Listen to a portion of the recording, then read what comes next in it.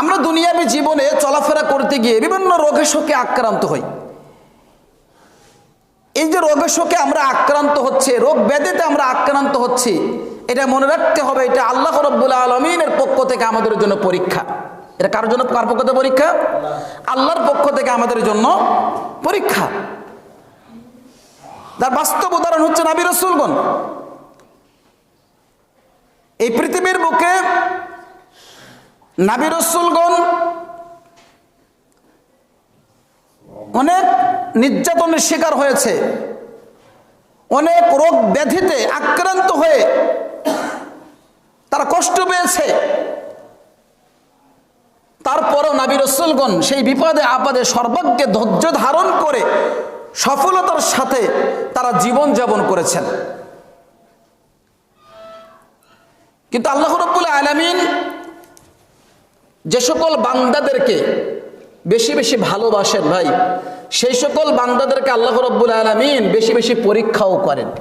রোগ শোক দিয়ে, বালা মুসিবত দিয়ে, বিপদ আপদ দিয়ে আল্লাহ রাব্বুল আলামিন তাদেরকে পরীক্ষাও বেশি বেশি করেন।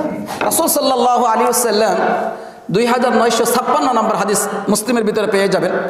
আল্লাহ রাসূল সাল্লাল্লাহু আলাইহি ওয়াসাল্লাম দুনিয়ার সম্পর্কে বলছেন যে আদ-দুনিয়া সিজনুল মুমিন ওয়া জান্নাতুল কাফির। দুনিয়াটা হচ্ছে মুমিনদের জন্য জেলখানা, ওয়া জান্নাতুল কাফির, এবং কাফেরদের জন্য এই দুনিয়াটা হচ্ছে জান্নাত স্বরূপ। আল্লাহ রাসূল সাল্লাল্লাহু আলাইহি ওয়াসাল্লাম এই দুনিয়াটাকে মুমিনদের জন্য জেলখানা বলে উল্লেখ করলেন। কেন? একটা বিষয় উপলব্ধি করেন, যারা জেলখানাতে থাকে, অপরাধী যারা জেলখানাতে বসবাস করে, ধরেন 10 বছর 20 বছর সাজা হয়েছে, তার কষ্টেরটা আনন্দের না কষ্টের? তার কষ্টের। খাওয়া দাওয়ার অনেক কষ্ট থাকে, ঘুমেরও অনেক সমস্যা থাকে, মানে সব দিক দিয়ে সে কিন্তু কষ্টে জীবনযাপন করে।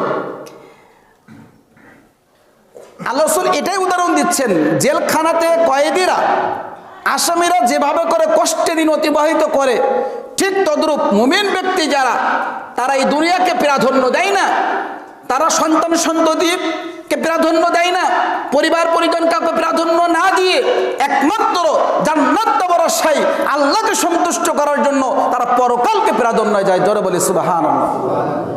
এজন্য আল্লাহ সাল্লাল্লাহু আলাইহি ওয়াসাল্লাম দুনিয়াকে মুমিনদের জন্য জেলখানা বলে উল্লেখ করলেন, আর কাফের মুশরিক যারা, তাদের জন্য রাসূল সাল্লাল্লাহু আলাইহি ওয়াসাল্লাম ওয়াল জান্নাতুল কাফির, কাফেরদের জন্য জান্নাতের আরামাইশের জায়গা হিসেবে উল্লেখ করলেন। কারণ তারা তো সালাত নাই, নামাজ নাই, রোজা নাই, কোনো সত্য কথা নাই, সর্বদা সে হক নাই, বাতিল নাই, কোনো কিছু নাই, কিছু বুঝি না, সে সর্বদা আল্লাহর দ্রোহী হয়ে বিভিন্ন পাপাচার, অত্যাচার, খারাপ কাজ, অশ্লীলতা, এই সকল কাজের সাথে সে ডুবে রয়েছে। মানে সে আরামাইশ করে, আল্লাহ রাব্বুল আলামিনের বিরুদ্ধে আচরণ করে জীবনযাপন করে। এই জন্য হাদিসের ভাষায় এই সকল কাফেরদেরকে, এই দুনিয়াটাকে তারা জান্নাতের মাধ্যম হিসেবে তারা ব্যবহার করে এবং রাসূল সাল্লাল্লাহু আলাইহি ওয়াসাল্লাম থেকে উল্লেখ করেছেন। দেখুন আরেকটা হাদিস পাওয়া যায়, যেটা উল্লেখ আছে সহিহ আপনার তিরমিজি গ্রন্থের 4024 নম্বর হাদিস, 4024 নম্বর হাদিস তিরমিজির ভিতরে পেয়ে যাবেন। আল্লাহ রাসূল সাল্লাল্লাহু আলাইহি ওয়াসাল্লাম এই হাদিসে বলছেন যে আল্লাহ নবী সাল্লাল্লাহু আলাইহি ওয়াসাল্লাম একদিন জ্বরে আক্রান্ত হলেন। কি হলেন? জ্বরে আক্রান্ত হয়েছে, জ্বর এসেছে রাসূল সাল্লাল্লাহু আলাইহি ওয়াসাল্লামের। তো মুরব্বী সাহাবী আবু সাঈদ খুদরি রাদিয়াল্লাহু তাআলা আনহু, তিনি আল্লাহ রাসূল সাল্লাল্লাহু আলাইহি ওয়াসাল্লামের কাছে আসলেন। কাছে এসে রাসূল সাল্লাল্লাহু আলাইহি ওয়াসাল্লামকে বলছেন, আল্লাহ নবী, পৃথিবীর বুকে সবচেয়ে বিপদগ্রস্ত ব্যক্তি কারা একটু বলেন। আল্লাহ রাসূল বলছেন, শোনো, দুনিয়ার মধ্যে সবচেয়ে বিপদগ্রস্ত ব্যক্তি হচ্ছেন নাবিগণ। কারা? নবীরা হচ্ছে সবচেয়ে বিপদগ্রস্ত। আবু সাঈদ খুদরি রাদিয়াল্লাহু আবার বলছেন, আল্লাহ নবী, তারপরে বিপদগ্রস্ত ব্যক্তি কারা দুনিয়ার মধ্যে? আল্লাহ রাসূল বলছেন, দুনিয়ার মধ্যে 2 নম্বর বিপদগ্রস্ত ব্যক্তি হচ্ছে সৎকর্মশীল বান্দাগণ। যারা সৎকর্মশীল, নেক বান্দা, মুমিন বান্দা, মুত্তাকি বান্দা, তারা হচ্ছে দুনিয়ার মধ্যে সবচেয়ে বিপদগ্রস্ত ব্যক্তি। এবং আল্লাহ রাসূল সাল্লাল্লাহু আলাইহি ওয়াসাল্লাম বললেন, সাহাবাগণ শোনো, তারা যখন বিপদে পড়ে যায়, মুমিনের মধ্যে এমনও কিছু সৎকর্মশীল ব্যক্তি আছে, তাদের এমনও সময় যায় তাদের পরনে শুধু কাপড় ছাড়া আর কিছুই সংসারে থাকে না। তারা যে বিপদে পড়েছে, রোগ শোকে তারা আক্রান্ত হয়েছে, এ অবস্থায় তাদের দুঃখ পাওয়ার কথা ছিল, কষ্ট পাওয়ার কথা ছিল, কিন্তু তারা না করে তারা আনন্দ উৎফুল্ল হয়ে থাকতো। তাদের মনে হয় তারা যেন কোনো একটা সম্পদ পেয়েছে, টাকার কোনো খনি পেয়েছে, এরকম তাদের মনে হয়। আমরা যখন বিপদগ্রস্ত হয়ে যাই আমরা কি করি? হতাশা আমাদের ভিতরে কাজ করে না? বিভিন্ন পেরেশানি আমাদের মধ্যে কাজ করে কিনা? ধরেন 10,000 20,000 টাকা দিয়ে আপনি টাল করেছেন, টাল দিয়েছেন, লাউ হয় না, তরকারি হয় না, সব লস আর লস, আপনি হতাশা হয়ে যাচ্ছেন। যাই কিনা? আমরা যাই। বারবার সন্তানটা অসুস্থ হয়ে যায়, মেডিকেলে নিতে হয়। স্ত্রীকে অসুস্থ হয়ে যায়, স্ত্রীকে মেডিকেলে নিতে হয়। পিতামাতা অসুস্থ হয়ে পড়ে, বারবার শুধু অসুস্থ হয়ে পড়ে। মাসের পর মাস একটা অ্যামাউন্ট ইনকাম করছেন আর হিসাব করছেন, এখান থেকে একটা অ্যামাউন্ট আমার প্রতি বছর প্রতি মাসে মাসে আমার সন্তানদের জন্য খরচ করতে হবে, এটা আমার স্ত্রীর জন্য খরচ করতে হবে, এটা আমার পিতামাতার জন্য ওষুধ ক্রয় করতে হবে। বারবার কিন্তু এরকম পেরেশানি হতাশা আমাদের ভিতরে সর্বক্ষণ কাজ করে, বিপদ আসলে রোগশোক হলে। কিন্তু আল্লাহ নবী বলছেন সৎকর্মশীল বান্দা যারা, তাদের পরনে শুধু কাপড় ছাড়াই এমনও দিন গিয়েছে, পরনে কাপড় ছাড়া আর কিছুই নেই, বাড়িতে খাবারও কিছু নেই, অসুস্থ হয়ে পড়ে রয়েছে, বিপদে পড়ে রয়েছে, তবুও এই অবস্থায় তারা আল্লাহর প্রশংসা করছে, আলহামদুলিল্লাহ, আল্লাহ এর মধ্যে হয়তো আমার কল্যাণ নিহিত রেখেছেন, আল্লাহ আমার রোগ শোক দিয়েছেন, আলহামদুলিল্লাহ, আল্লাহ এর উত্তম ফয়সাল্লা করবেন। তারা সর্বদা আল্লাহর প্রশংসা করতেন, কথা বলছেন, আল্লাহর প্রশংসা করতেন, আল্লাহর প্রশংসা করতেন। তো বিপদ আপদ দেখেই তারা আল্লাহর প্রশংসা করতেন, আবার হাসি খুশি থাকতেন। তাদের মনে হতো না তারা যে দুঃখ কষ্টে পেরেশানিতে আছে, এটা তাদের মনেই হতো না, কথা বুঝতে পেরেছেন? এটা তাদের মনেই হতো না। তাই যুগে যুগে সৎকর্মশীল বান্দা যারা, নবী রাসূলগণ যারা, আল্লাহর প্রিয় বান্দা যারা, তাকওয়াশীল বান্দা যারা, তাদেরকে আল্লাহ রাব্বুল আলামিন বিভিন্ন রোগ শোক দিয়ে আল্লাহ রাব্বুল আলামিন পরীক্ষা করেন। যাদেরকে যত বেশি আল্লাহ ভালোবাসেন তাদেরকে আল্লাহ তাআলা এই বালা মুসিবত রোগ শোক দিয়ে, রোগ ব্যাধি দিয়ে আল্লাহ রাব্বুল আলামিন তাদেরকে তত বেশি পরীক্ষা করেন। আর এই পরীক্ষা করার আরও একটা কারণ আছে, রোগ ব্যাধি দেওয়ার আরও একটা কারণ হচ্ছে আল্লাহ রাব্বুল আলামিন দেখতে চান যে কারা আমার কৃতজ্ঞ বান্দা, এবং আল্লাহ দেখতে চান কারা আমার অকৃতজ্ঞ বান্দা। আল্লাহ দেখতে চান যে কারা বিপদে ধৈর্য ধারণ করে থাকতে পারে, আর কারা বিপদে পড়ে অধৈর্য হয়ে যায়, ধৈর্য হারা হয়ে যায়, এটা আল্লাহ রাব্বুল আলামিন দেখতে চান। তাহলে এই পরীক্ষায় যারা, ধৈর্যের পরীক্ষায় যারা সফলতা অর্জন করতে পারবে, ধৈর্য ধারণ করে বিপদে আপদে যারা টিকে থাকতে পারবে, তাদের জন্য আল্লাহ রাব্বুল আলামিন পরকালে উত্তম জাযা, উত্তম পুরস্কার আল্লাহ রাব্বুল আলামিন নির্ধারণ করে রেখে দিয়েছেন। জোরে বলি সুবহানাল্লাহ। আল্লাহ রাব্বুল আলামিন কি বলছেন?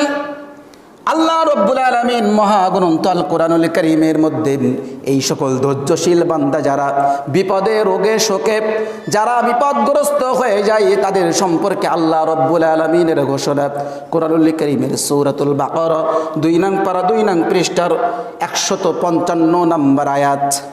আল্লাহ রাব্বুল আলামিন বললেন, আউযু বিল্লাহি মিনাশ শাইতানির রাজীম ওয়ালানাবলুওয়ান্নাকুম বিশাইয়্যিম মিনাল খাউফি ওয়াল জু'i ওয়া নাকসিম মিনাল আমওয়াল ونقص من الأموال والأنفس والثمرات وبشر الصابرين। আল্লাহ রাব্বুল আলামিন বলেন, পৃথিবীর মানুষ শোনে না, ওয়ালা নাবলুওয়ান্নাকুম বিশাইয়্যিম মিনাল খাউফি, নিশ্চয়ই আমি মহান রব তোমাদেরকে পরীক্ষা করব কি দ্বারা? মিনাল খাউফি, ভয় দ্বারা। আল্লাহ রাব্বুল আলামিন ভয় দ্বারা আমাদেরকে ভয় দেখান। চাকরি হারানোর ভয়, ব্যবসা বাণিজ্যে লস হওয়ার ভয়, বিভিন্ন কাজকর্ম করছেন, কাজকর্মে আল্লাহ রাব্বুল আলামিন লোকসান দিয়ে দেওয়ার ভয়, এগুলো দিয়ে আল্লাহ রাব্বুল আলামিন বান্দাদেরকে পরীক্ষা করেন। ওয়াল জু'i, ক্ষুধা দ্বারা আল্লাহ রাব্বুল আলামিন বান্দাদেরকে পরীক্ষা করেন। ওয়া নাকসিম মিনাল আমওয়াল, আল্লাহ রাব্বুল আলামিন অর্থ সম্পদ দ্বারা, টাকা পয়সা দ্বারা এবং আমাদের সন্তান সন্ততির বিভিন্ন রোগ শোক দিয়ে আল্লাহ রাব্বুল আলামিন পরীক্ষা করেন। ওয়াল আনফুসি ওয়াস সামারাত, এরপর আল্লাহ বলছেন শোনো, তোমরা যে ফল ফলাদি করো, ফসলাদি করো, এই ফলাদি নষ্ট করে দেওয়ার মাধ্যমেও আমি আল্লাহ রাব্বুল আলামিন তোমাদেরকে পরীক্ষা করি। তাহলে ভাই আমার, আল্লাহ রাব্বুল আলামিন ভয় দ্বারা পরীক্ষা করে, আমাদের ক্ষুধা দ্বারাও আল্লাহ পরীক্ষা করে। পরিবার পরিজনদের মধ্যে সন্তান রয়েছে, স্ত্রী রয়েছে, পিতামাতা রয়েছে, আপনি রয়েছেন, এই সকল সদস্যদেরকে আল্লাহ তাআলা অসুস্থ করে দেওয়ার মাধ্যমে পরীক্ষা করেন। আবার আপনি আমি বিভিন্ন ফল ফলাদি লাগাই, বিভিন্ন সবজির চাষ করি, এগুলো আল্লাহ রাব্বুল আলামিন নষ্ট করে দেওয়ার মাধ্যমেও আমাদেরকে পরীক্ষা করেন। এরপর আল্লাহ রাব্বুল আলামিন কি বলছেন দেখেন, ওয়াবাশশিরিস সাবিরিন, আর যারা এই বিপদে ধৈর্য ধারণ করে থাকতে পারে, হে নবী আপনি ওই সকল বান্দাদেরকে খুব সুন্দরভাবে সুসংবাদ জানিয়ে দিন। জোরে বলি সুবহানাল্লাহ। তাহলে যারা এই বিপদে ধৈর্য ধারণ করে থাকতে পারবে তারাই হলো সুপথ প্রাপ্ত। এরপরে দেখেন আল্লাহ রাব্বুল আলামিন পরবর্তী আয়াতে বলছেন, আল্লাযীনা ইযা আসাবাতুহুম মুসিবা, যখন তারা বিভিন্ন বালা মুসিবতে পতিত হয়, ক্বালু, তখন তারা বলে, ইন্না লিল্লাহি ওয়া ইন্না ইলাইহি রাজিউন।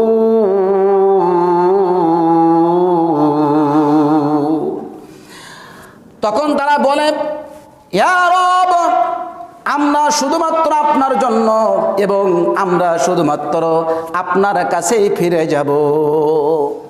আমরা আপনার জন্যই এবং আপনার কাছে আমরা কি করব? ফিরে যাব। এরপর আল্লাহ বলছেন, আল্লাযীনা ইযা আসাবাতুহুম মুসিবা ক্বালু ইন্না লিল্লাহি ওয়া ইন্না ইলাইহি রাজিউন উলাইকা আলাইহিম সালাওয়াতুম মির রাব্বিহিম ওয়া রাহমাহ ওয়া উলাইকা হুমুল মুহতাদুন। এভাবে যারা বলে আমি আল্লাহ রাব্বুল আলামিন তাদের জন্য রেখেছি বিশেষ পুরস্কার, সেই পুরস্কার হলো বিশেষ দয়া এবং বিশেষ অনুগ্রহ। জোরে বলে সুবহানাল্লাহ। ওয়া উলাইকা হুমুল মুহতাদুন, তারাই হলো সুপথ প্রাপ্ত। জোরে বলি সুবহানাল্লাহ। তার সুপথ প্রাপ্ত যদি আমরা হতে চাই, আল্লাহর দয়া যদি নিতে চাই, আল্লাহর অনুগ্রহ যদি পেতে চাই, তাহলে আমাদেরকে আল্লাহ রাব্বুল আলামিন যে বিপদ আপদ দেন, এই বিপদে আপদে সর্বাগ্যে আমাদেরকে ধৈর্য ধারণ করে থাকতে হবে। ধৈর্য যদি থাকে, ধৈর্য ধরে রাখতে পারি, তাহলে আল্লাহ রাব্বুল আলামিন এর মধ্যে আমাদের উপরে কল্যাণ দিবেন, দয়া দিবেন। আমাদেরকে আল্লাহ রাব্বুল আলামিন সুপথ প্রাপ্ত বলেও উল্লেখ করে দিলেন। আল্লাহ রাব্বুল আলামিন আমাদের সকল মুসলিম দিন ভাই বোনদেরকে বিপদে আপদে রোগে শোকে সর্ব অবস্থায় ধৈর্য ধারণ করা তৌফিক আল্লাহ দান করুন। সকলে বলে আমিন।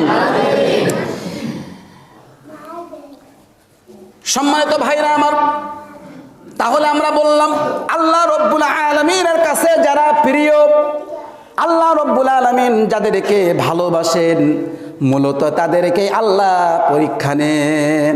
আমরা যখন বিপদে পড়ে যাই, আমরা কিন্তু কথাই বলি, আল্লাহ শুধু কি আমাকে দেখে? আল্লাহ কি শুধু আমাকে দেখে? আর কি সমাজে কোনো লোক নাই, এলাকায় কোনো লোক নাই? শুধু আল্লাহ আমাকেই শুধু অসুখ দেয়, আল্লাহ শুধু আমাকে রোগে ফেলে দেয়। আমার সন্তানকে শুধু কি আল্লাহ দেখে? আমি উঠতেই পারছি না, অমুক ব্যক্তি এত কোটি টাকার মালিক, শুধু বাড়তেই আছে, আর আমার শুধু ধ্বংস হতেই আছে। এমন আমরা বলি কি না? বলি। কিন্তু আল্লাহ রাব্বুল আলামিন বলছেন, হো বান্দারা, আমি তোমাকে পরীক্ষা নিচ্ছি, দেখছি তুমি আমার প্রতি কতটা আনুগত্যশীল। জোরে বলি সুবহানাল্লাহ। তাহলে আল্লাহর আনুগত্য যারা করে, আল্লাহর প্রিয় বান্দা যারা হয়, তাদেরকে আল্লাহ রাব্বুল আলামিন বালা মুসিবত দিয়ে, বিপদ আপদ দিয়ে, রোগ শোক দিয়ে আল্লাহ পরীক্ষা করে। এতে নিরাশা হওয়া যাবে? মুমিনরা কি নিরাশা হবে? হতাশাগ্রস্ত হবে না। মুমিনরা কখনো হতাশাগ্রস্ত হতে পারে না সর্বাবস্থায় আমরা আল্লাহ রাব্বুল আলামিনের উপরে ধৈর্য ধারণ করে তাওয়াক্কুল করে ভরসা রেখে জীবন যাপন করার চেষ্টা করব। আল্লাহ আমাদের তৌফিক দান করুন, সকলে বলে আমিন। সম্মানিত উপস্থিতি, আমরা আজকের আলোচনার বিষয় নিয়েছিলাম রোগ ব্যাধির উপকারিতা। কি বিষয় নিয়েছিলাম মনে আছে তো? ইনশাআল্লাহ আলোচনা খুব মনোযোগ দিয়ে শুনবেন, তাহলে কিছু শিখতে পারবেন ইনশাআল্লাহ। যদি এদিকে সেদিকে যদি মনোযোগ দেন তাহলে আলোচনা হারিয়ে ফেলবেন, তখন আর আলোচনা বুঝতে পারবেন না। আমরা সংক্ষিপ্ত হবে পয়েন্ট আকারে কিছু কথা আমরা বলবো ইনশাআল্লাহ। তাহলে রোগ ব্যাধির উপকারিতা, তার ভিতরে 1 নম্বর রোগ ব্যাধির 1 নম্বর উপকারিতা হচ্ছে বান্দা যখন রোগে আক্রান্ত হয়, বান্দা এই রোগে আক্রান্ত হওয়ার মাধ্যমে আল্লাহ রাব্বুল আলামিন তার পাপগুলোকে আল্লাহ রাব্বুল আলামিন মোচন করে দেন, আল্লাহ রাব্বুল আলামিন ক্ষমা করে দেন। জোরে বলি সুবহানাল্লাহ।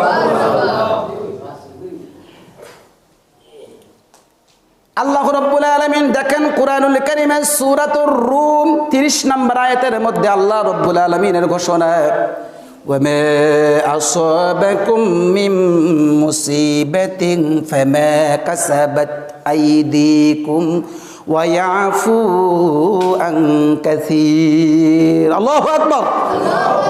আল্লাহ রাব্বুল আলামিন বললেন, পৃথিবীর মানুষ শুনে নাও, শুনে নাও। وَمَا أَصَابَكُم مِّن مُّصِيبَةٍ, তোমরা যে বালা মুসিবতে পড়ো, বিপদে পড়ো, রোগ শোকে তোমরা পতিত হও, ফামা কাসাবাত আইদিকুম, এগুলো হলো সবগুলো তোমাদের কর্মফল। আমরা যে পাপে পতিত, আমরা যে বিভিন্ন রোগে শোকে পতিত হই, এগুলো সবই হচ্ছে কি জানেন? আল্লাহ বলছেন এগুলো তোমাদের সবগুলো হচ্ছে কৃতকর্মের ফল। এগুলো সব কি ভাই? আমাদের কৃতকর্মের ফল।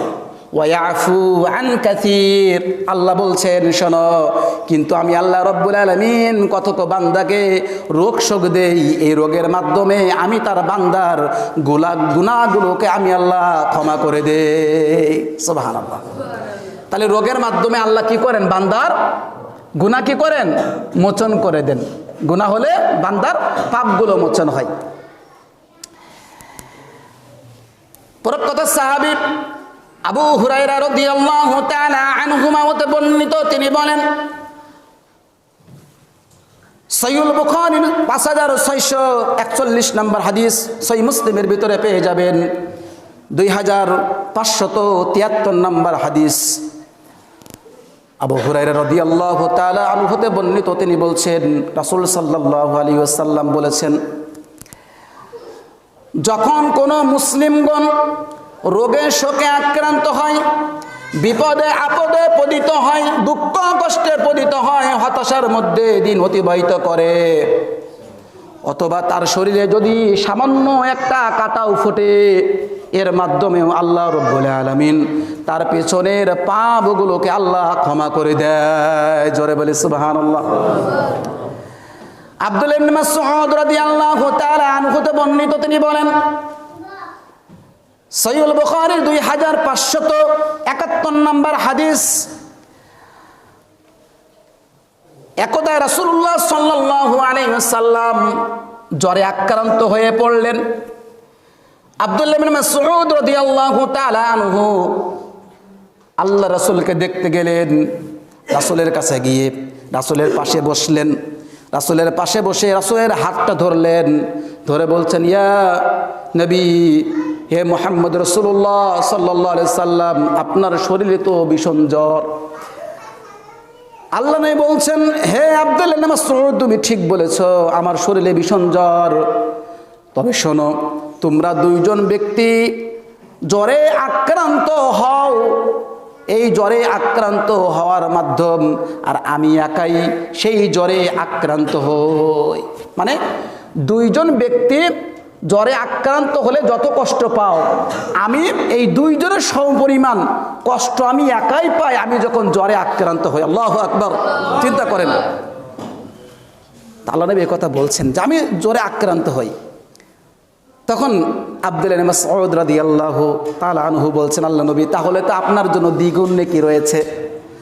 আল্লাহ নবী বলছেন, শোনো আব্দুল্লাহ ইবনে মাসউদ, কোন ব্যক্তি যদি রোগে শোকে আক্রান্ত হয়ে যায়, জ্বরে আক্রান্ত হয়, বিভিন্ন শরীর অঙ্গ প্রত্যঙ্গে রোগে আক্রান্ত হয়ে বিছানায় পড়ে যায়, বা কোনো বালা মুসিবতে পড়ে যায়, বিপদে পড়ে যায়, তাহলে এমতো অবস্থায় আল্লাহ রব্বুল আলামিন তার এই রোগ হওয়ার কারণে তার গুনাহগুলো এমনভাবে ঝরে ঝরে পড়ে যায়, যেমন গাছের পাতাগুলো ঝরে ঝরে পড়ে যায়।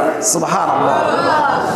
গাছের পাতা যেভাবে করে ঝরে ঝরে পড়ে, আল্লাহ নবী বলছেন কেউ যদি জ্বরে আক্রান্ত হয়, শরীরের বিভিন্ন অঙ্গ প্রত্যঙ্গে যদি ব্যথায় পতিত হয়, বা শরীরের অঙ্গ প্রত্যঙ্গে অন্য কোনো রোগে আক্রান্ত হয়ে যায়, অথবা আপনি কোনো বালা মুসিবতে পড়ে যান, এমতো অবস্থায় যদি আপনি আল্লাহ রব্বুল আলামিনের উপরে ধৈর্য ধারণ করতে পারেন, আল্লাহ নবী বলছেন তাহলে ওই বান্দার গুনাহগুলো এমনভাবে ঝরে ঝরে পড়ে যায় যেমন গাছের পাতাগুলো ঝরে ঝরে পড়ে যায়। সুবহানাল্লাহ। উম্মুল আলা একজন মহিলা সাহাবী, 3092 নম্বর হাদিস তিরমিজির ভিতরে পেয়ে যাবেন। উম্মুল আলা একজন মহিলা সাহাবী, তিনি অসুস্থ হয়ে পড়লেন, একদিন জ্বরে আক্রান্ত। এই সংবাদ পেয়ে আল্লাহর নবী সাল্লাল্লাহু আলাইহি ওয়াসাল্লাম ওই মহিলাকে দেখতে এলেন। তাহলে কেউ যদি সমাজে অসুস্থ হয়, রোগী হয়, মুসলিম হিসাবে আমাদের কর্তব্য কি? দেখতে যাওয়া। আমরা কি যাই? আমরা আমাদের যাওয়া উচিত ভাই। আল্লাহ নবী যখনই সংবাদ পেলেন মহিলা সাহাবী অসুস্থ, আল্লাহ নবী সাথে সাথে চলে গেলেন উম্মুল আলার বাড়িতে। গিয়ে দেখছেন ভীষণ জ্বর। আল্লাহ নবী সাল্লাল্লাহু আলাইহি ওয়াসাল্লাম বললেন, হে আলার মা, শোনো, তুমি সুসংবাদ গ্রহণ করো আল্লাহর পক্ষ থেকে। তুমি শোনো, আগুন যেমন স্বর্ণ রৌপ্যগুলোকে, মরীচিকাগুলোকে দূর করে দেয়, ঠিক তদ্রূপ রোগ ব্যাধিও তোমার পিছনের গুনাহগুলোকে এভাবে করে দূর করে দেয়। সুবহানাল্লাহ।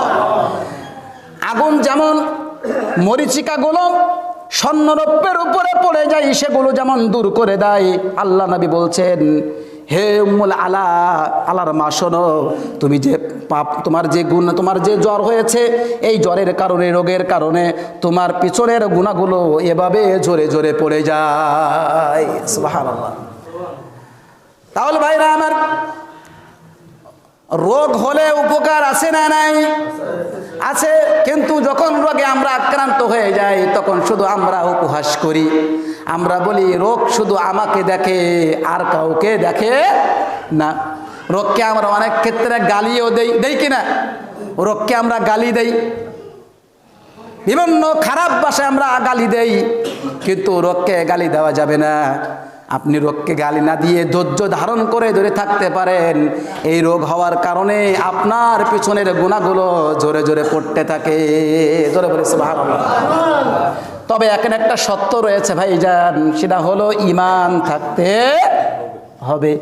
আপনার মসজিদের সাথে সম্পর্ক নাই, আলেম ওলামার সাথে ভালো সম্পর্ক নাই, মানুষের সাথে ভালো সম্পর্ক নাই, পরিবারের সদস্যের সাথে ভালো সম্পর্ক নাই, মানুষের সাথে ভালো সম্পর্ক নাই, আপনার দ্বারা সর্বদা খারাপ অশ্লীলতা হয়, অপকর্ম হয়, ঈমান আপনি বুঝেন না, আল্লাহর বিধানকে আপনি মানেন না, বিশ্বাসই করেন না, তাহলে আপনার যতই রোগ হোক না কেন আপনার পাপ ক্ষমা হবে না। কথা বুঝতে পেরেছেন? তাহলে আপনার আমার প্রথম সত্য হলো ঈমান থাকতে হবে, ভালো কর্ম করতে হবে। আর এই নেক ব্যক্তি, সৎকর্মশীল বান্দা যদি অসুস্থ হয়ে যায়, অসুস্থ হওয়ার কারণে আল্লাহ রাব্বুল আলামিন তার পিছনের গুনাহগুলো জোরে জোরে পড়ে যায়। আল্লাহু আকবার। এরপরে আসে ভাইরা আমার, রোগ ব্যাধির উপকারিতা 2 নম্বর। বান্দা যখন রোগে আক্রান্ত হয়ে পড়ে, এই রোগে আক্রান্ত হওয়ার কারণে আল্লাহ রাব্বুল আলামিন তার মর্যাদাকে আল্লাহ তাআলা উন্নত করে দেন। জোরে বলি সুবহানাল্লাহ। 2 নম্বর মর্যাদা, সেটা কি? তার মর্যাদাকে আল্লাহ কি করেন? বাড়িয়ে দেন, উন্নত করে দেন। মনে করেন আল্লাহ রাব্বুল আলামিনের কাছে এমন কিছু মর্যাদার স্তর লুকিয়ে তো আছে, নির্ধারণ করা আছে। সেই মর্যাদা আল্লাহ রাব্বুল আলামিন সচরাচর আপনি ভালো কর্ম করছেন, সৎকর্ম করছেন, নেক কর্ম করছেন, এগুলো করার মাধ্যমে ওই মর্যাদা লুফে নেওয়া যাবে না। ভালো কর্ম করেছেন, নেকি আল্লাহ দিচ্ছে, কিন্তু এই যে মর্যাদাটা আল্লাহর কাছে নির্ধারিত আছে, ওই মর্যাদাটা আল্লাহ রাব্বুল আলামিন ভালো কর্ম করলেন, সৎকর্ম করলেন, এটার মাধ্যমে এই মর্যাদা আল্লাহ দিবে না। ওই মর্যাদা আল্লাহ রাব্বুল আলামিন এক শ্রেণীর ব্যক্তিদেরকে দেয়। তারা কারা? যখন কোনো বান্দা অসুস্থ হয়ে যায়, রোগের শোকে আক্রান্ত হয়ে যায়, তখন সে ধৈর্য ধারণ করতে পারে। যে বিপদ এসেছে আলহামদুলিল্লাহ, ধৈর্য ধারণ করছে, আল্লাহ রাব্বুল আলামিন সেই মর্যাদা এই রোগী অসুস্থ ব্যক্তিকে আল্লাহ রাব্বুল আলামিন দান করেন। জোরে বলি সুবহানাল্লাহ। প্রমাণ সহিহ আবু দাউদের 3090 নম্বর হাদিস, আবু হুরায়রা রাদিয়াল্লাহু তাআলা আনহু হতে বর্ণিত, তিনি বলেন রাসূল সাল্লাল্লাহু আলাইহি ওয়াসাল্লাম বলেছেন, যেটা পূর্বেই আমরা বললাম হাদিসে সেটাই আসছে। আল্লাহ নবী বলছেন, সাহাবাগণ শোনো, আল্লাহ রাব্বুল আলামিনের কাছে এমন কিছু মর্যাদার বিষয় রয়েছে যেগুলো আল্লাহ বান্দাদেরকে দিতে চান, কিন্তু বান্দা সৎ আমল করলো, ভালো আমল করলো, ভালো আমলের মাধ্যমে আল্লাহ সেই মর্যাদা দিবে না। সেই মর্যাদা আল্লাহ রাব্বুল আলামিন বান্দাদেরকে দিতে চান। কিভাবে দেন? এমনও বান্দা রয়েছে যে বান্দাদেরকে আল্লাহ রাব্বুল আলামিন পছন্দ করেছেন, পছন্দ হওয়ার কারণে আল্লাহ রাব্বুল আলামিন তাকে রোগে শোকে আল্লাহ রাব্বুল আলামিন ফেলে দেন। তাকে বিভিন্ন একটা রোগ দিল, বা সম্পদ আল্লাহ নষ্ট করে দিল, বা দেখা যাচ্ছে তার সন্তানকে আল্লাহ তাআলা বিপদগ্রস্ত করে দিল। তখন সে বিপদগ্রস্ত হয়েই প্রশংসা করলো কার? আল্লাহর। আল্লাহ প্রশংসা করে বলছে, আল্লাহ তুমি আমাকে যে রোগ দিয়েছো আলহামদুলিল্লাহ, আমার অর্থ সম্পদ নষ্ট করে দিয়েছো আল্লাহ আলহামদুলিল্লাহ, অথবা আমার সন্তানকে তুমি বিপদ দিয়েছো আলহামদুলিল্লাহ। এই অবস্থায় সে ধৈর্য ধারণ করে থাকতে পেরেছে।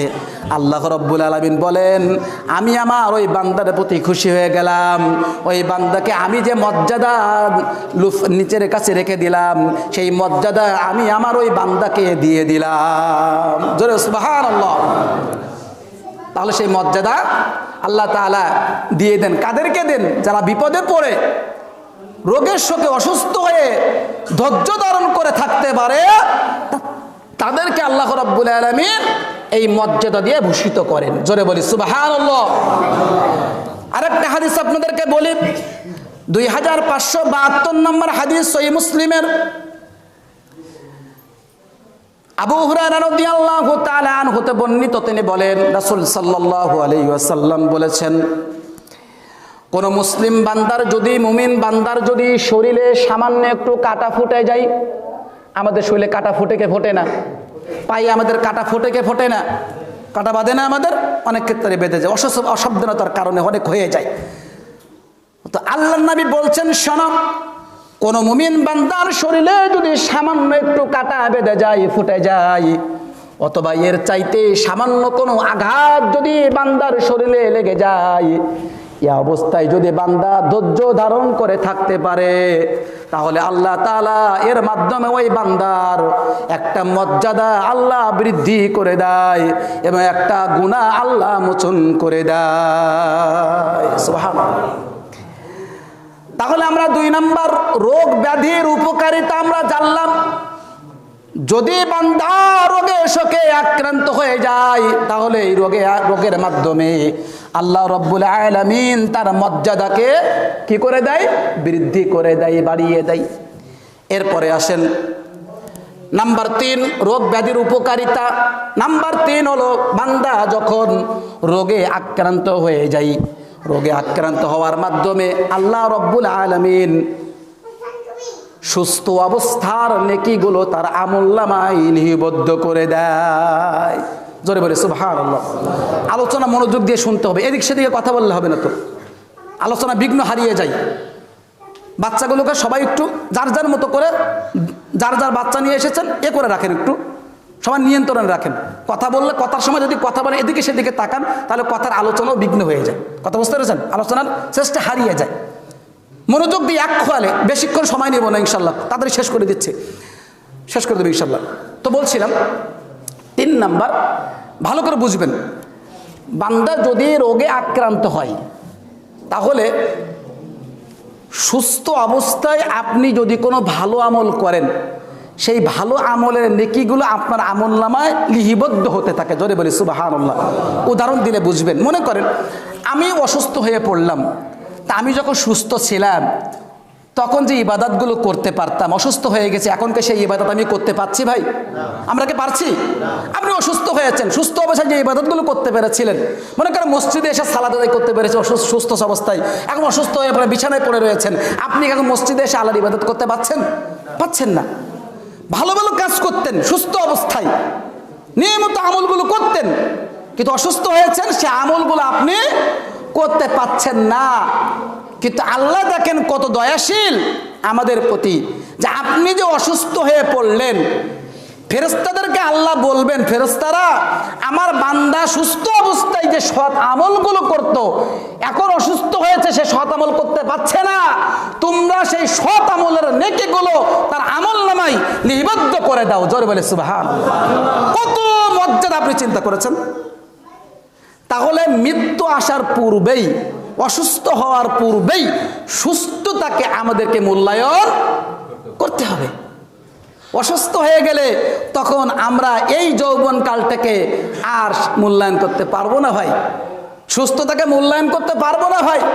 এই জন্য আল্লাহ নবী বলছেন যে 5টি বিষয় আসার পূর্বে তোমরা 5টি বিষয়কে গনিমত মনে করো। তার ভিতরে 1 নম্বর আল্লাহ সাল্লাল্লাহু আলাইহি ওয়াসাল্লাম একটা বিষয় বললেন যে অসুস্থ হওয়ার পূর্বে তোমরা সুস্থতাকে মূল্যায়ন করো।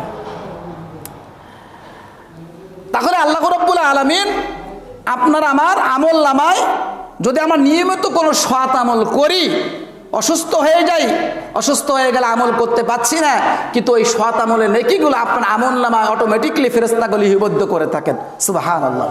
প্রমাণ আপনি নেন সহিহ তাবরানী আওসাত মিশকাতের 1560 নম্বর হাদিস। প্রখ্যাত সাহাবী আবু হুরায়রা রাদিয়াল্লাহু তাআলা আনহু হতে বর্ণিত, তিনি বলছেন, একই সূত্রে আনাস বিন মালিক হাদিসটি বর্ণনা করেছেন।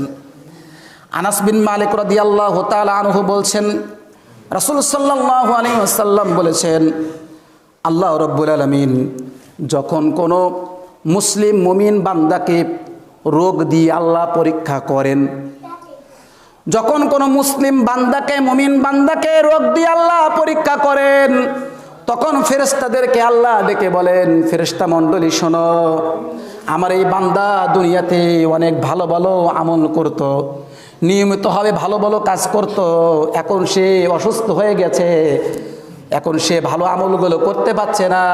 তোমরা যখন সে সুস্থ ছিল ভালো আমলগুলো করেছিল, তোমরা নেকি লিপিবদ্ধ করেছিলে, আজকে সে অসুস্থ, আমলগুলো করতে পারছে না, তোমরা তার আমলনামায় সেই নেকিগুলো লিপিবদ্ধ করে দাও। জোরে বলে সুবহানাল্লাহ। এরপর আল্লাহ নবী বলছেন, শোনো, আল্লাহ রাব্বুল আলামিন যদি ওই বান্দার প্রতি খুশি হন বা আল্লাহ যদি অনুগ্রহ করেন, তাকে যদি জীবিত রাখেন, আল্লাহ রাব্বুল আলামিন তার পিছনের গুনাহগুলোকে আল্লাহ রাব্বুল আলামিন ধুয়ে মুছে সাফ করে দেয়। সুবহানাল্লাহ। আর যদি তাকে মৃত্যুদান করে, তাহলে আল্লাহ রাব্বুল আলামিন তার পিছনের গুনাহ তো মাফ করে এবং তার উপরে আল্লাহ রাব্বুল আলামিনের পক্ষ থেকে রহমত বর্ষণ হতে থাকে। সুবহানাল্লাহ। শাদ্দাদ ইবনে আউস রাদিয়াল্লাহু তাআলা আনহু হতে বর্ণিত, তিনি বলছেন, 1579 নম্বর হাদিস মিশকাতের ভিতরে পেয়ে যাবেন। আল্লাহ নবী সাল্লাল্লাহু আলাইহি ওয়াসাল্লাম বলছেন, আল্লাহ রাব্বুল আলামিন যখন বান্দাদেরকে বিপদ দেন, বিপদ দেওয়ার পরে ওই বান্দা বিপদগ্রস্ত হওয়ার পরে বলে আলহামদুলিল্লাহ, সমস্ত প্রশংসা একমাত্র কার? আল্লাহ। রোগে আক্রান্ত হয়েই বলছে আলহামদুলিল্লাহ, এর মধ্যে আল্লাহ কল্যাণ রেখেছে। আবার আল্লাহ বলছেন আমি তাকে যে বিপদগ্রস্ত করলাম, বিপদ এসে ধৈর্য ধারণ করে থাকলো, তাহলে আমি আল্লাহ রাব্বুল আলামিন তার আমলনামায় এত নেকি লিপিবদ্ধ করে দেই, তার এত মর্যাদা দেই যে ওই দিনের এই নেক আমল এত মর্যাদা এত পাওয়ার। একজন মহিলা, একজন নারী, একজন মা, একজন বোন যখন সন্তান প্রসব করায়, সন্তান প্রসব করালে ওই বাচ্চা যেমন নিষ্পাপ হয়ে যায়, আমার উপরে এই বান্দা যে ধৈর্য ধারণ করলো ওই দিনের মতো এই বান্দাও নিষ্পাপ হয়ে যায়। আর কার গুনাহ আসেনি ভাই? গুনাহ আছে? কথা বলেন নাই। তাহলে বিপদে পড়েছেন, বিপদে পড়ে ধৈর্য ধারণ করতে হবে, প্রশংসা করতে হবে কার? জোরে বলে প্রশংসা করব কার? একমাত্র আল্লাহর। কার? একমাত্র আল্লাহ। আল্লাহর প্রশংসা করবেন। আল্লাহর প্রশংসা করে ধৈর্য ধারণ করে যদি আপনি থাকতে পারেন, তাহলে আল্লাহ নবী বলছেন সে ওই দিনের মতো নিষ্পাপ হয়ে যাবে যেদিন তার মা তাকে প্রসব করেছে। জোরে বলি সুবহানাল্লাহ। ভাইরামের, তাহলে বিপদগ্রস্ত হলে ধৈর্য হারা হওয়া যাবে না, বরং ধৈর্য ধারণ করেই থাকতে হবে। আল্লাহ আমাদের তৌফিক দান করুন, আল্লাহুম্মা আমিন। এরপরে 4 নাম্বার, বান্দা যদি রোগে আক্রান্ত হয়ে যায়, আবার রোগে আক্রান্ত হতে হতে তিলে তিলে পৃথিবী থেকে বিদায় নেয়, এমন কিছু রোগ আছে যে রোগের কারণে যদি সে মারা যায় তাহলে আল্লাহ তাআলা তাকে শহীদের মর্যাদা দান করে। জয় বলি সুবহানাল্লাহ। আল্লাহর দ্বীনকে প্রতিষ্ঠা করার জন্য যদি কেউ মারা যায়, আল্লাহর রাস্তায় পাহারা দেওয়ার জন্য যদি কেউ মারা যায়, তাহলে সেই ব্যক্তি হলো শহীদ। গতকালকের ঘটনা আপনারা দেখেছেন, বাংলাদেশের বুকে একটা তরুণ ছেলে ঢাকা 8 আসনে নির্বাচন করার জন্য প্রস্তুতি নিচ্ছিল। দুর্বৃত্তদের গুলিতে গত শুক্রবারের দিন বিকালবেলা গুলিবদ্ধ হয়ে যায়। তার পরবর্তীতে মেডিকেল থেকে বাংলাদেশ থেকে ফেরত দেওয়া হলো, সিঙ্গাপুর নিয়ে যাওয়া হলো। গতকাল রাত 9:40 হাদি নামে এক ভাই, তিনি পৃথিবী থেকে বিদায় নিল। ইন্না লিল্লাহি ওয়া ইন্না ইলাইহি রাজিউন। বাংলাদেশ শুধু নয়, গোটা মুসলিম জাতিদের মাঝে যারাই অন্যায়ের বিরুদ্ধে কথা বলেছে তাদেরকে শত্রুদের হাতে শাহাদাত বরণ করতে হয়েছে। চোখে চোখ রেখে ভারতের আগ্রাসনের বিরুদ্ধে তরুণদের মধ্যে কথা বলার মধ্যে যারা কথা বলেছে তার মধ্যে 1 নম্বরে এই হাদি। সেখানে সে কথা বলেছে, দুর্বৃত্তদের দেখা যায় কথাগুলো পছন্দ হয় নাই, পরবর্তী তাকে নির্মমভাবে গুলি করে তাকে হত্যা করা হলো। আল্লাহ রাব্বুল আলামিনের কাছে দোয়া করি আল্লাহ রাব্বুল আলামিন তাকে শাহাদাতের মর্যাদা হিসেবে কবুল ও মঞ্জুর করুক। সকলে বলে আমিন। এমন তরুণ আপনি পাবেন না আলহামদুলিল্লাহ, যার সম্পর্কে নারী কোনো কেলেঙ্কারি নাই, টাকা পয়সা আত্মসাতের কোনো কেলেঙ্কারি নাই। প্রায় প্রতিটা মানুষই তার জন্য অন্তর থেকে দোয়া করেছিল। আর আল্লাহ রাব্বুল আলামিন তিনি দেশের জন্য, মানুষের কল্যাণের জন্য কাজ করতে চাচ্ছিলেন। আর এরকম ব্যক্তি যদি দেশের জন্য কাজ করতে চায়, মানুষের কল্যাণের জন্য কাজ করতে চায়, আর এই অবস্থায় যদি মারা যায়, তাহলে ওলামাগণ এই সকল ব্যক্তিদেরকে শহীদি মর্যাদা হিসাবে পাবে বলে গণ্য করেছেন। আমরাও দোয়া করি আল্লাহ রাব্বুল আলামিন ভাইকে জান্নাতুল ফিরদাউস দান করুন। সকলে বলে আল্লাহুম্মা আমিন। সম্মানিত উপস্থিতি, বলছিলাম তাহলে ইসলামের পতাকাকে সমুন্নত করে রাখার জন্য, ইসলামকে টিকে রাখার জন্য যারা যুদ্ধে অংশগ্রহণ করে শাহাদাতের তামান্না গ্রহণ করবে, জিহাদে অংশগ্রহণ করে মৃত্যুবরণ করবে, তারা হলো শহীদ। তারা কি বলেন? তারা কি শহীদ। আবার আল্লাহ নবী সাল্লাল্লাহু আলাইহি ওয়াসাল্লাম 3111 নম্বর হাদিস আবু দাউদের ভিতরে তিনি বলছেন, এর বাহিরে 7 শ্রেণীর ব্যক্তি আছে যারা হলো শহীদ। জোরে বলি সুবহানাল্লাহ। কয় শ্রেণীর ব্যক্তি? জোরে বলেন, কয় শ্রেণীর ব্যক্তি? 7 শ্রেণীর ব্যক্তি রয়েছে যাদেরকে আল্লাহ রাসূল সাল্লাল্লাহু আলাইহি সাল্লাম শহীদ হিসেবে গণ্য করেছেন। আমরা কি সেই 7 শ্রেণীর মর্যাদার মধ্যে আমরা যেতে চাই কি চাই না? শহীদের মর্যাদা পেতে চাই কি চাই না? চাই। আল্লাহ আমাদের কবুল করুন, আমিন। তার ভিতরে 1 নম্বর আল্লাহ রাসূল বলছেন, যদি কোনো ব্যক্তি মহামারীতে মারা যায় সেই ব্যক্তি হলো শহীদ। গত 3-4 বছর আগে বাংলাদেশে সহ পৃথিবী কাঁপিয়ে দিয়েছে, অমুসলিমদের মুসলিমদের কাফের মুশরিকদের অন্তরকে কাঁপিয়ে দিয়েছিল করোনা নামক ভাইরাস। বলতে বলেন ঠিক কিনা? কত মানুষ মারা গেছে, আমাদের বাংলাদেশে তো সামথিং কিছু মারা গেছে, বাইরের রাষ্ট্রে আপনি কত হাজার হাজার মানুষ মারা গেছে না? তাহলে এরকম বড় বড় মহামারীতে যদি কোনো ব্যক্তি মারা যায় তাহলে সেই ব্যক্তি কি ভাই? শহীদ। নাম্বার 2, আল্লাহর নবী সাল্লাল্লাহু আলাইহি ওয়াসাল্লাম বললেন, শোনো, 2 নাম্বার হলো শহীদ তারা যারা পানিতে ডুবে মারা যায়, তারা কি? শহীদ। নাম্বার 3 হলো যারা আগুনে পুড়ে মারা যায় তারাও হলো শহীদ। সুবহানাল্লাহ বলবেন না?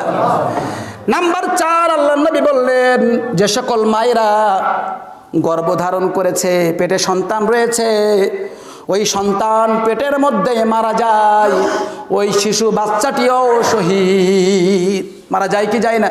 এরকম হয় না ভাই? পেটে বাচ্চা রয়েছে, মায়ের পেটেই মারা গেছে, আল্লাহ নবী বলছেন ওই বাচ্চা হলো শহীদ। নাম্বার 5, যে সকল মায়েরা সন্তান প্রসব করাতে গিয়ে মারা যায় ওই সকল নারীরাও হলো শহীদ। সুবহানাল্লাহ। নাম্বার 6, যারা দেওয়ালের চাপা পড়ে মারা যায়, বিল্ডিং ধসে বিল্ডিংয়ের নিচে পড়ে মারা যায় তারাও হলো শহীদ।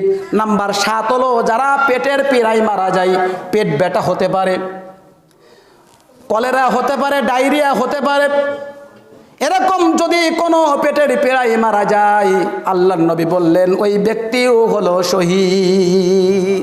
সুবহানাল্লাহ। তাহলে ভাইরা আমার, অসুস্থ হয়েছেন, নিরাশা হওয়ার কিছু নাই। কলেরা হয়েছে, ডায়রিয়া হয়েছে, বড় কোনো রোগে আপনি আক্রান্ত হয়ে গেছেন, তাহলে এই অবস্থায় যদি মারা যান আল্লাহ নবীর ভাষ্য অনুযায়ী আপনি শহীদের মর্যাদা পাবেন। আবার আল্লাহ নবী বলছেন, কেউ যদি দেওয়াল চোপা পড়ে মারা যায়, আগুনে মারা যায়, ডেলিভারি করতে গিয়ে মারা যায়, সেই সকল ব্যক্তিরাও শহীদ। তাহলে বিপদে আপদে রোগের শোকে আমাদেরকে ধৈর্য ধারণ করতে হবে। আল্লাহ আমাদের তৌফিক দান করুন, সকলে বলে আমিন। এরপর আল্লাহ নবী সাল্লাল্লাহু আলাইহি ওয়াসাল্লাম আরেকটা পয়েন্টের কথা বলছেন, যদি কোনো ব্যক্তি রোগাক্রান্ত হয়, রোগাক্রান্ত হয়ে যদি সে মারা যায় তাহলে কবরে আযাব থেকে আল্লাহ তাকে মুক্ত করে দেয়। জোরে বলে সুবহানাল্লাহ। সেই রোগটা কি? সে রোগটা সম্পর্কে 1064 নম্বর হাদিস তিরমিজির ভিতরে এসেছে। আল্লাহ নবী বলছেন, কেউ যদি পেটের পীড়ায় মারা যায়, যেমন পেটের কৃমি আছে, ডায়রিয়া আছে, হ্যাঁ, এরকম যদি রোগে মারা যায় কোনো ব্যক্তি তাহলে কবরে আযাব তার হবে না। কবরে আযাব থেকে আল্লাহ কি করবে? তাকে মাফ করে দিবে। কথা বলছেন ইনশাআল্লাহ। এরপরে দেখা যায় বিপদ আপদ আসতে, রোগশোক হইলে আমরা দেখা যাচ্ছে আল্লাহ রাব্বুল আলামিন আমাদের তওবা করার একটা সুযোগ দিয়ে দেয়। কি করার সুযোগ দিয়ে দেয় আল্লাহ রাব্বুল আলামিন। দেখেন, বান্দা যখন পাপ করতে করতে করতে করতে একেবারে প্রচুর পাপে জর্জরিত হয়ে যায়, আল্লাহ তাআলা শেষ একটা সুযোগ আল্লাহ তাকে দেন। তাকে আল্লাহ রাব্বুল আলামিন এবার অসুস্থ করে দেন। কি করে দেয়? বিশাল বড় একটা রোগে দেখেন ফেলে দেয়। দেওয়ার পরে যখন সে সুস্থ মানুষদেরকে দেখে তার পাশে আশেপাশে চলাফেরা করছে, তখন তার মনের ভিতরে কিন্তু একটা পরকালের ভয়, তওবার একটা ভয় কিন্তু কাজ করে। করে কি করে না? তখন সে কিন্তু অনায়াসে কি করে? ওই তওবা করেও ফেলে। আর আল্লাহ তাআলা এটাই চায় যে বান্দা আমার কাছে তওবা করে কি করুক? ফিরে আসুক। ইতিহাস থেকে জানা যায় ইতিপূর্বে অনেক বড় বড় কাফের, মুরতাদ, মুশরিকরা বিভিন্ন রোগ শোকে আক্রান্ত হয়েছে, মনের অন্তরটা নরম হয়ে গেছে, আল্লাহ রাব্বুল আলামিন তাদেরকে কবুল করেছেন, তাওবা করেছে। আল্লাহু আকবার। তাহলে আল্লাহ রাব্বুল আলামিন আমাদেরকে সুযোগ দেন। কথা বলছেন? এই অসুস্থতা দিয়ে, রোগ শোক দিয়ে আল্লাহ তাআলা আমাদের তাওবা করার সুযোগ দেন। এবং বিশেষ করে আমরা তো অসুস্থ হয়ে যাই, মৃত্যুর কথা আমাদের স্মরণ হয় বেশি বেশি। মৃত্যুর কথাটা কি হয়?